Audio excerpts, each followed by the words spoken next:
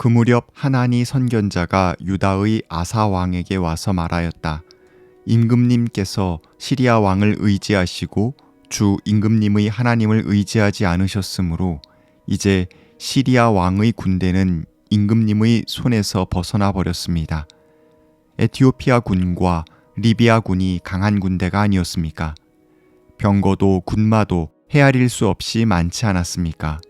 그러나 임금님께서 주님을 의지하시니까 주님께서 그들을 임금님의 손에 붙이지 않으셨습니까? 주님께서는 그 눈으로 온 땅을 두루 살피셔서 전심전력으로 주님께 매달리는 이들을 힘있게 해 주십니다. 이번 일에 임금님께서는 어리석게 행동하셨습니다. 이제부터 임금님께서는 전쟁에 휘말리실 것입니다. 역대지하 16장 7절에서 9절 말씀. 아사왕 36년에 북이스라엘의 왕 바하사가 남쪽으로 침공해 내려옵니다. 남왕국의 수도인 예루살렘에서 불과 15km가량 떨어진 곳인 라마의 진군에서 강력한 요새를 세웁니다. 아사 왕은 다마스쿠스에 있는 시리아의 벤하닷 왕에게 도움을 청합니다. 아사 왕은 솔로몬 시대에 서로 동맹을 맺었던 것을 상기시키면서 하나님의 전과 왕궁의 곳간에 있는 은과 금을 뇌물로 보냅니다. 시리아는 북이스라엘의 북쪽에 위치해 있기 때문에 그가 압력을 가하면 북이스라엘은 나라의 위아래 양쪽에서 전선을 펼쳐야 하는 어려움에 처하게 됩니다. 아사 왕의 뇌물 외교는 성공한 듯 보입니다. 시리아의 베나닷이 북이스라엘의 북쪽 국경을 공격해서 바하사 왕은 남부 전선인 유다 영토 라마에서 철수할 수밖에 없게 됩니다. 그 틈을 노려서 유다 아사 왕의 군대는 라마를 점령하고 그들이 급히 철수하느라 남겨두고 떠난 돌과 목재를 사용해서 게바와 미스바에 있는 요새를 보수하였습니다. 북왕국 이스라엘 바하사 왕의 위협에 대한 남왕국 아사 왕의 대응과 해결책은 역대지 기자가 보기에 심각하게 믿음 없는 행동이었습니다. 선견자 하나니가 아사 왕에게 와서 말합니다.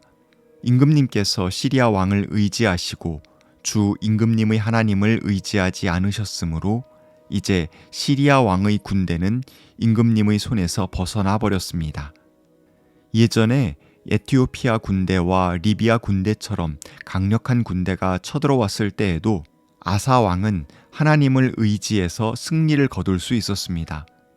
아사 왕은 그 역사로부터 교훈을 제대로 얻지 못했습니다. 하나님은 계속 말합니다.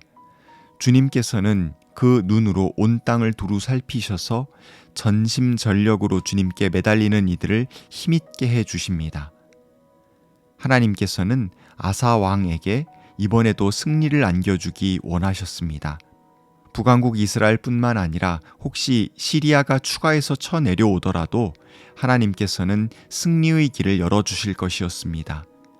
하나님께서는 불꽃 같은 눈으로 당신의 백성을 지켜보고 계십니다. 흠집을 찾아내기 위해서가 아니라 그를 지키시고 그를 인도하시기 위해서입니다. 그 눈빛의 힘을 아는 백성은 현재의 상황이 어떠하든지 하늘로부터 용기와 자신감을 얻을 수 있습니다. 우리 신앙의 선조들은 하나님을 이렇게 고백하고 찬양했습니다. 우리 하나님께서는 우리의 암울한 처지를 눈여겨보고 계시고 우리의 한탄을 귀담아 들으십니다. 우리 하나님은 우리를 모른 척하지 않으십니다. 하나님은 이 땅에 내려오시고 우리를 보호하시고 이끄시는 분이십니다. 그런데 아사 왕은 지난 세월 믿음의 놀라운 승리 체험을 했었음에도 눈앞에 닥친 위협 앞에서 신앙이 무너지고 말았습니다. 하나님을 믿지 못함으로써 그는 승리의 기회를 놓쳤습니다. 게다가 하나님은 그의 어리석은 행동 때문에 그가 이제부터 전쟁에 휘말리게 될 것이라고 말씀하십니다. 아사 왕은 하나님을 믿지 못했기에 하나님의 사람 선견자 하나니도 신뢰하지 않았습니다. 그는 화를 내며 하나니를 감옥에 가두어 버렸습니다. 하나님의 눈길을 의식하지 못하게 되자 백성이 얼마나 귀한지도 잊었습니다. 그는 백성을 학대하기 시작했습니다. 그리고 그는 발에 심각한 병이 나서 위독하게 되었습니다. 그는 마지막까지 하나님께로 되돌아오지 않았습니다. 왕으로서 초기부터 상당 시간을 믿음과 축복 속에 살았던 아사는 결국 하나님을 떠나서 죽습니다. 그는 다윗성에 자기를 위해 미리 파두었던 묘실에 장사되었습니다. 사람들은 향 제조법대로 만든 온갖 향을 가득 쌓은 침상에 그를 눕혀서 장사하고 그의 죽음을 애도하려고 큰 불을 밝혔습니다. 그의 장례의 절차가 비교적 잘 기록된 것으로 보아 그는 왕으로서 존경을 받으면서 마지막 길을 떠났음을 알 수 있습니다. 그는 자신의 생의 마지막 6년을 부족한 믿음으로 인해 어려움을 자초하며 살았습니다. 그렇지만 그가 왕으로서 지낸 대부분의 시절, 즉 35년간의 세월은 신실한 믿음의 사람으로 살았습니다.